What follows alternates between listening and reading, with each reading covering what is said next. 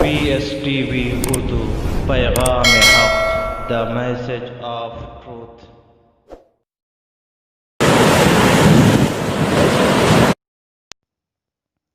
الحمد للہ کفا وسلام علی عبادہ الذین اصطفى اما بعد۔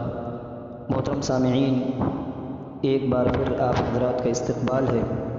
PSTV اردو یوٹیوب چینل کے اس 5ویں ایپیسوڈ جنت میں لے جانے والے اعمال کی اس سیریز میں۔ السلام علیکم ورحمۃ اللہ وبرکاتہ۔ آج کی نشست کا موضوع ہے اللہ تعالیٰ کا تقوی اختیار کرنا اور اچھا اخلاق پانا۔ عن ابی ہریرہ رضی اللہ عنہ قال سئل رسول اللہ صلی اللہ علیہ وسلم عن اکثر ما يدخل الناس الجنہ فقال تقوى اللہ وحسن الخلق،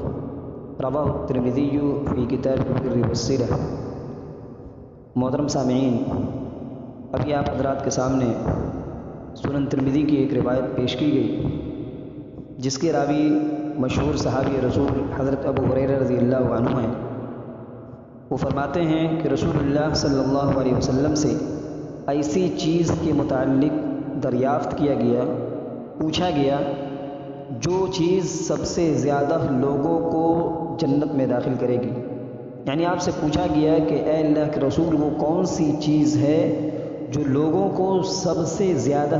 جنت میں داخل کرے گی، یعنی جنت میں داخل کرنے کا سب سے زیادہ سبب اور ذریعہ کون سی چیز بنے گی؟ آپ صلی اللہ علیہ وسلم نے فرمایا تقوی اللہ و حسن الخلق، اللہ کا تقوی، اللہ کا ڈر، اللہ کا خوف، خشیت الہی اور اچھا اخلاق۔ تقوی کا مطلب ہے پرہیزگاری۔ دراصل تقوی وہ چیز ہے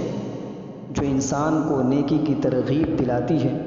اور گناہوں سے روکتی ہے۔ امام بخاری رحمۃ اللہ علیہ نے تقوی کے متعلق حضرت ابن عمر رضی اللہ عنہما کا یہ قول نقل فرمایا ہے کہ لا يبلغ العبد حقیقت التقوی حتی يدع ما حاک فی الصدر، بندہ تقوی کی اصل حقیقت کو نہیں پہنچ سکتا جب تک کہ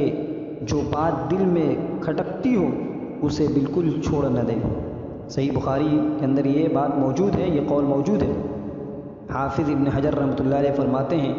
کہ تقوی سے مراد نفس کو شرک اور اعمال سیئہ سے بچانا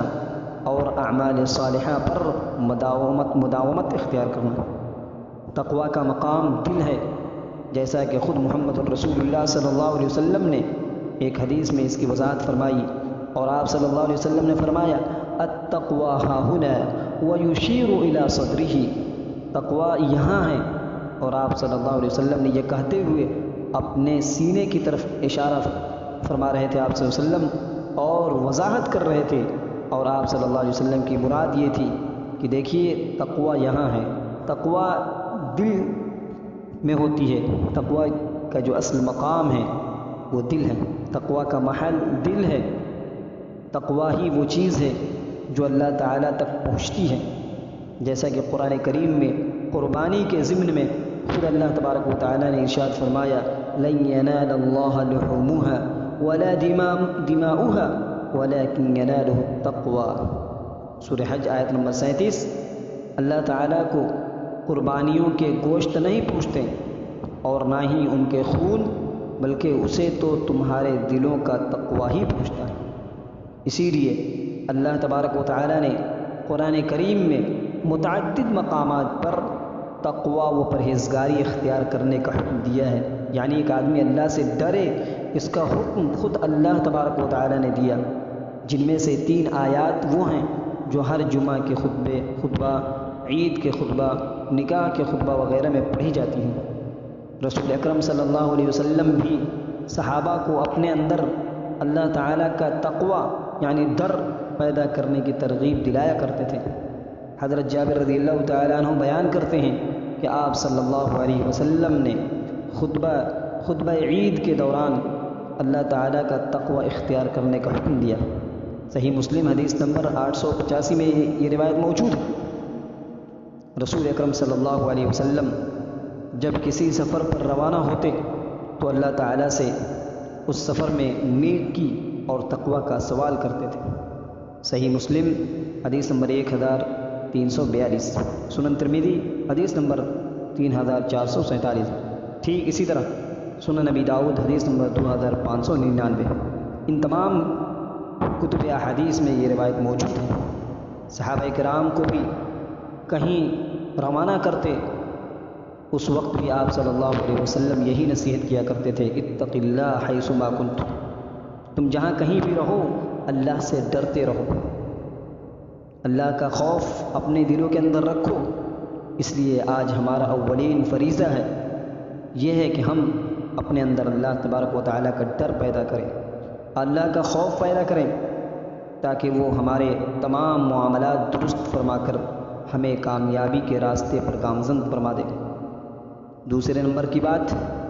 جو اللہ تبارک و تعالیٰ نے نبی صلی اللہ علیہ وسلم کے ذریعے انسانیت کو اس بات کی تعلیم دلائی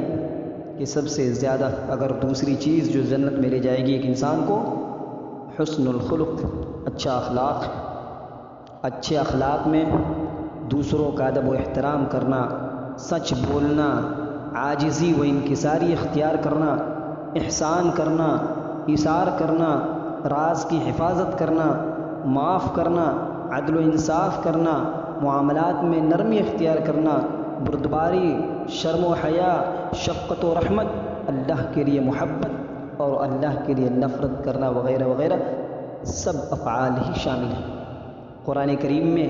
اللہ تبارک و تعالیٰ نے محمد الرسول اللہ صلی اللہ علیہ وسلم کے متعلق فرمایا وَإِنَّكَ لَعَلَىٰ خُلُقٍ عَظِيمٍ، اور بے شک آپ بہت بڑے عمدہ اخلاق پر فائز ہیں۔ بیشتر احادیث سے بھی ثابت ہے کہ نبی کریم صلی اللہ علیہ وسلم نبوت سے پہلے بھی تقریباً تمام ہی اخلاقی خوبیوں سے متصف تھے، لیکن نبوت کے بعد ان میں مزید وسعت آ گئی۔ آج ضرورت اس امر کی ہے، اس بات کی ہے کہ ہم بھی قرآن و سنت میں بتائے گئے اچھے اخلاق و عادات کو اپنائیں اور برے اخلاق کو چھوڑیں، اپنے اندر اللہ رب العالمین کا ڈر اور تقوی پیدا کریں اور ایسی چیزوں سے بچیں جس چیز کے نتیجے میں رب کے غضب اور امت مسلمہ کی تباہی کے سوا اور کچھ نہیں آتا۔ یعنی ان کاموں سے بچا جائے، پرہیز کیا جائے جس سے رب العالمین ناراض ہوتا ہے، جن چیزوں کو اللہ تبارک و تعالیٰ پسند کرتا ہے ان چیزوں کو اختیار کیا جائے، اللہ رب العالمین کا ڈر، اللہ رب العالمین کا خوف اپنے دلوں کے اندر پیدا کیا جائے، تاکہ آدمی برائی سے بچے، گناہ سے بچے، معصیت سے بچے، اللہ کی نافرمانی سے بچے، اور اسی طریقے سے اپنے اخلاق کو اچھا بنایا جائے، اپنے اخلاق کو سدھارا جائے، اپنے اخلاق کو سنوارا جائے، تاکہ نبی صلی اللہ علیہ وسلم کی امت ہونے کے ناطے آپ صلی اللہ علیہ وسلم کی تعلیمات کو پڑھا جائے، سمجھا جائے، اور آپ صلی اللہ علیہ وسلم نے جن چیزوں کے کرنے کا حکم دیا ہے اس کو اپنایا جائے۔ یعنی یہ دونوں باتیں، اللہ رب العالمین کا ڈر، اللہ رب العالمین کا خوف، یہ بھی انہی اسباب میں سے ایک سبب ہیں۔ اللہ تبارک و تعالیٰ کا ڈر، اگر انسان کے اندر اللہ کا خوف آ جائے، تقوی آ جائے، پرہیزگاری آ جائے تو آدمی گناہ سے بچ جائے گا۔ سب سے بہترین ہتھیار ہے گناہوں سے بچنے کا کہ آدمی اپنے دل کے اندر یہ خوف رکھے، یہ ڈر رکھے کہ اللہ رب العالمین ہمیں دیکھ رہا ہے، اللہ رب العالمین ہماری باتوں کو سن رہا ہے، اللہ رب العالمین ہمارے ایک ایک عمل، ایک ایک حرکت سے واقف ہے۔ دوسری چیز، اخلاق کو سدھارا جائے، اخلاق کو سنوارا جائے، اخلاق کو عمدہ بنایا جائے، تاکہ اللہ رب العالمین اس کے ذریعے سے ہم سب کو نجات عطا فرمائے اور جنت میں داخلے کے اسباب میں سے ایک سبب اللہ تبارک و تعالیٰ اس کو بنائے اور ذریعہ بنائے۔ اللہ رب العالمین سے دعا ہے کہ اللہ رب العالمین ہمیں ہر وقت، ہر جگہ اللہ رب العالمین ہم سب کو ڈرنے کی توفیق نصیب فرما، تقوی کی راہ کو اپنانے کی توفیق نصیب فرما، اچھے اخلاق کو اپنانے کی توفیق نصیب فرما، برے اخلاق سے ہم سب کو بچنے کی توفیق نصیب فرما۔ آمین۔ والسلام علیکم ورحمۃ اللہ وبرکاتہ۔